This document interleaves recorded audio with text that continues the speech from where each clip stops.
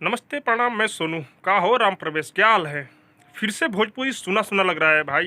कारण जानते हो क्या है? पावर स्टार पवन भैया का गाना न आने के कारण फिर से भोजपुरी इंडस्ट्री सुना सुना चल रहा है भाई। भोजपुरी इंडस्ट्री में आजकल विवाद चल रहा है सब क्या देखना पड़ रहा है। पवन भैया और अक्षरा सिंह में, लेकिन गाना नहीं आने के कारण भोजपुरी इंडस्ट्री में लग रहा है कि कुछ चल ही नहीं रहा है भाई। भोजपुरी इंडस्ट्री में तो गाना रोज आ रहा है, लेकिन जब पवन भैया गाना ना आए, नहीं लगता है कि कोई गाना आया है भाई।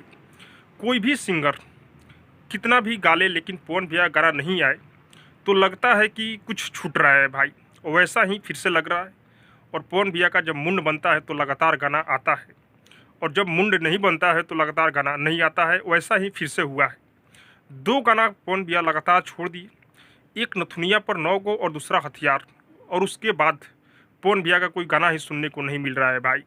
अच्छा, हमको तो ऐसा लग रहा है कि पवन भैया टेंशन में चले गए हैं। पवन भैया का दिमाग काम नहीं कर रहा है भाई, क्योंकि अभी अक्षरा सिंह जो आरोप लगा रही है और ज्योति सिंह से जो तलाक का मामला चल रहा है भाई, पवन भैया लगातार आरा के कोर्ट में जा रहे हैं। इसीलिए हमको लग रहा है कि गाना नहीं आ रहा है भाई।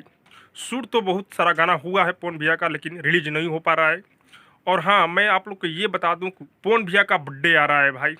5 जनवरी का पवन भैया को बर्थडे है, और इस बर्थडे पर बहुत ही बड़ा धमाल होने वाला है भाई।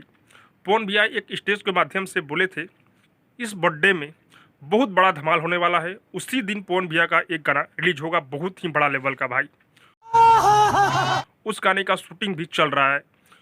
अभी फिलहाल पवन भैया का बहुत सारा गाना शूट होकर रखा गया है, लेकिन रिलीज नहीं हो रहा है। 5 जनवरी के पहले भी गाना आएगा, लेकिन जो 5 जनवरी को गाना आएगा बर्थडे पर, वो गाना बहुत तहलका होगा भाई।